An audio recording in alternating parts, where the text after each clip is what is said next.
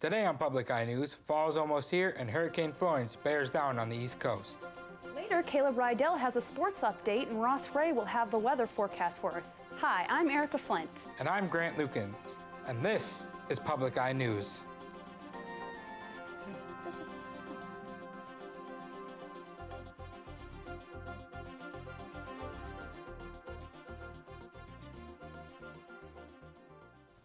After more construction delays, the Northern Lights dining facility is expected to open on September 17th. The upgrades said to make the building more beautiful are completed on the interior. However, the server and exterior building facade are being finished. Kathy Richards, the Vice President of Engineering and Planning, has said that the biggest problem that was facing the construction was the First Buildings Company failing to meet the heavy deadline set in place by the university. Ms. Richards also stated that dining reservations are the hardest to complete due to the complicated coordination and installation of large kitchen equipment. Ms. Richards finished by saying that she hopes the students enjoy the updated facility and that it enhances their experience at NMU. With the beautiful fall weather coming out of these last few months, many might be wondering, when will we get to see all the beautiful colors? Matt Zika, a warning coordination meteorologist in Negin, says that the trees know when to stop producing chlorophyll, which is responsible for the leaves' green hue. Zika says that the earlier sunset means the leaves may be closer to changing, but many environmental factors could affect the vibrancy of the colors. Dry warmth at the end of summer will result in duller-looking leaves, while clear, cool days result in vibrant, beautiful foliage we can all enjoy. If you have ever been a fifth grader, then you know how disappointing it can be to miss a field trip. The Mobile Farm Science Lab is making it possible for today's students to get the experience of going on a field trip without ever having to leave campus. Fifth grade students from Kingsford, Michigan enjoyed the opportunity to learn about farming in Michigan. In a hands-on learning experience, the students were able to create and keep their own self-made soybean product, soybean lip balm. In 1981, the Flame of Hope started being carried by law enforcement in support of the Special Olympics in an event known as the Law Enforcement Torch Run. Runners started their 750-mile route in Copper Harbor on Saturday and will finish in Belle Isle on Friday.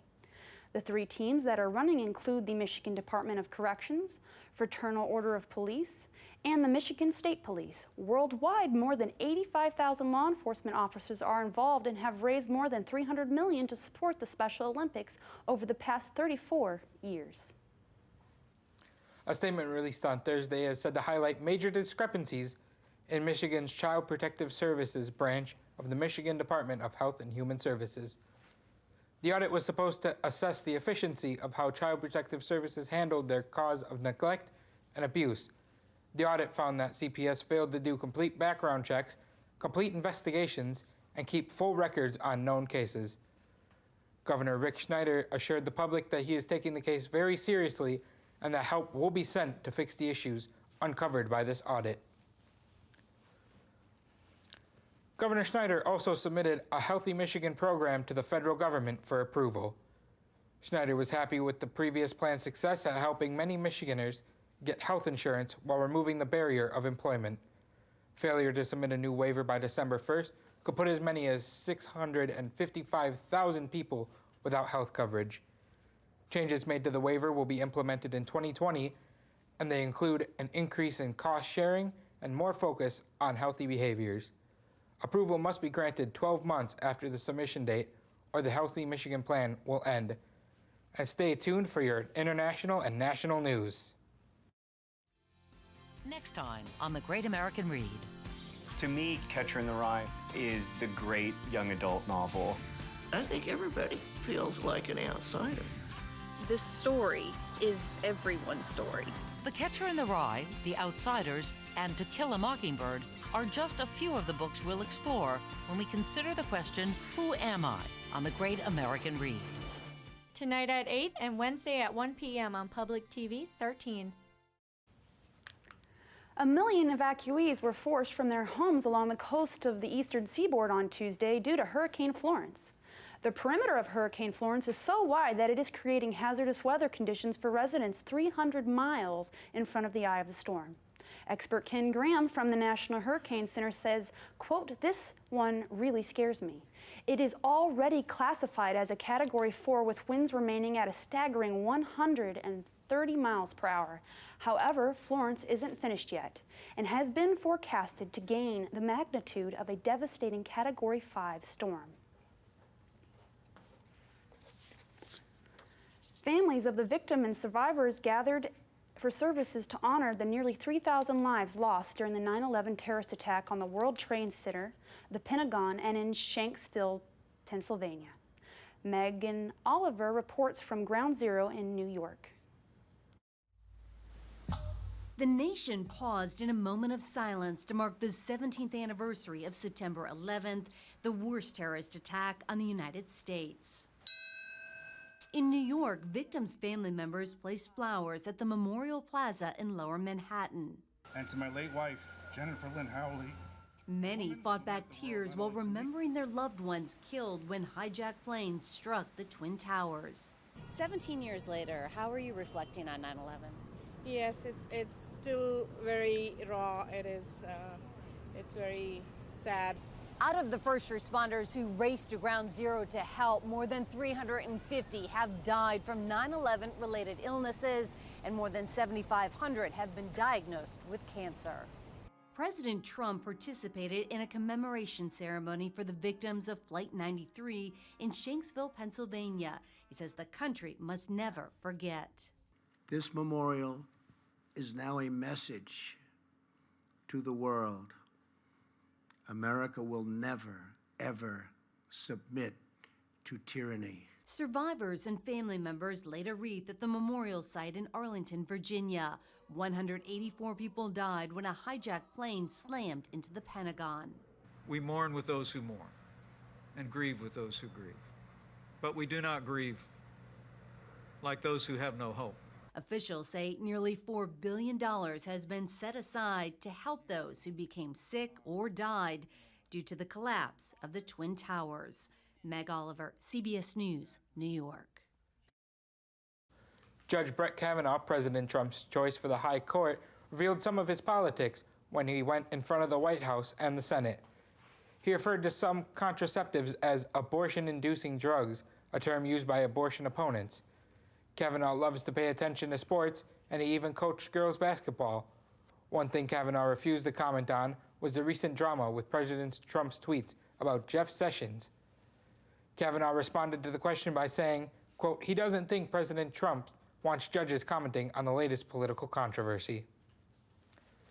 Millions of Americans are evacuating ahead of Hurricane Florence, on track to become one of the most catastrophic hurricanes to hit the eastern seaboards in decades.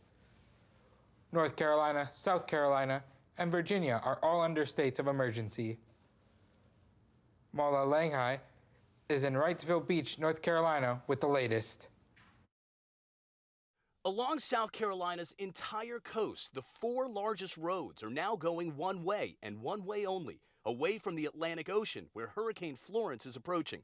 Mandatory evacuations are also underway in North Carolina and Virginia.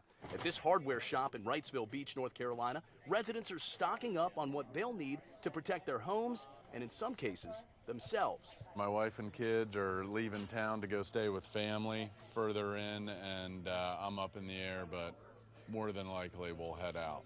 Many gas stations like this one in Wrightsville Beach, North Carolina, are running low on fuel as people are lining up to fill up their tanks and gas cans. A Hurricane Hunter plane caught this video from inside the storm. You can see conditions in the eye are noticeably calmer, but forecasters say don't let that fool you. Expect it to strengthen, perhaps to just shy of Cat 5 status, moving closer to the coastline of the Carolinas. Crews with the Federal Emergency Management Agency are positioning themselves from South Carolina to Delaware. They expect a 15-foot storm surge, winds of up to 130 miles per hour, and up to 30 inches of rain to an area already saturated from Tropical Storm Gordon. As Florence nears the coast, it will slow its forward speed, like producing significant rainfall and flooding north and east of its track. Time is running out to get ready. Landfall is expected early Friday morning. Mola Lenghi, CBS News, Wrightsville Beach, North Carolina. After this break, we'll be back with your weather and sports. Did you see what happened to my face?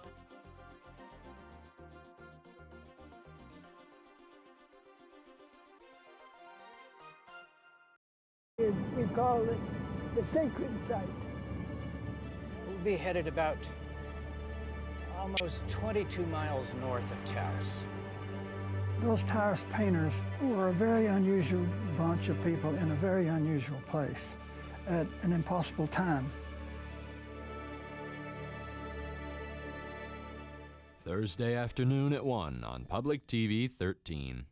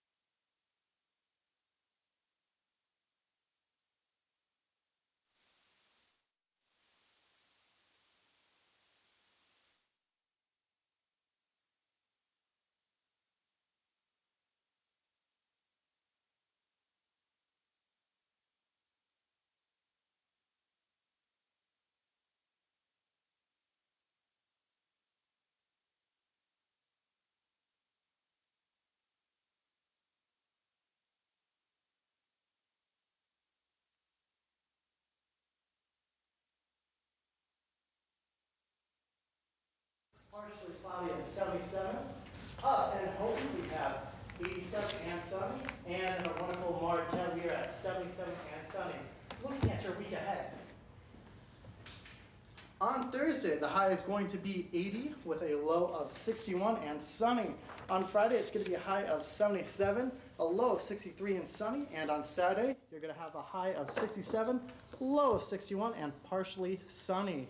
Well, it's looking like it's great weather out there for some sports, but I hear we do have some indoor sports going on right now. We do, Ross. It's going to be a volleyball, and it's going to be great. The NMU Wildcat women's volleyball team is gearing up for a rivalry game against Michigan Tech Huskies tonight. The Wildcats have led a great season so far with a 9-1 record, only having been beaten so far by the Saginaw Valley 3-1 last Saturday. The Huskies are also having a great season with only 2 losses for an 8-2 record. The Huskies are coming off 3 consecutive 3-0 wins and are looking for the 4th. The matchup will be tonight at the Vandermint at 7 p.m.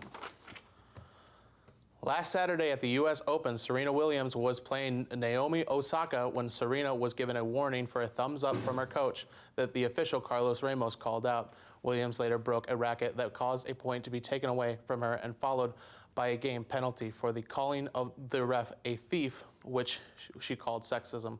This event has sparked discussion across sports networks and whether or not the action was sexism.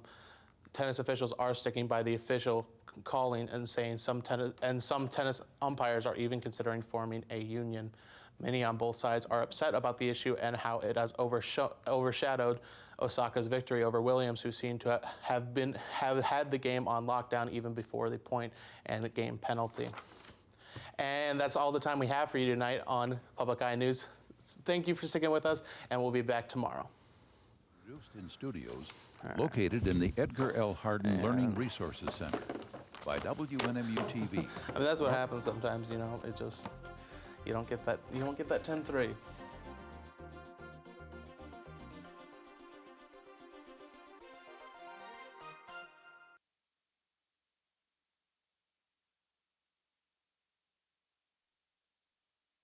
The preceding program was produced in studios located in the Edgar L. Hardin Learning Resources Center by WNMU-TV, Northern Michigan University Public Television.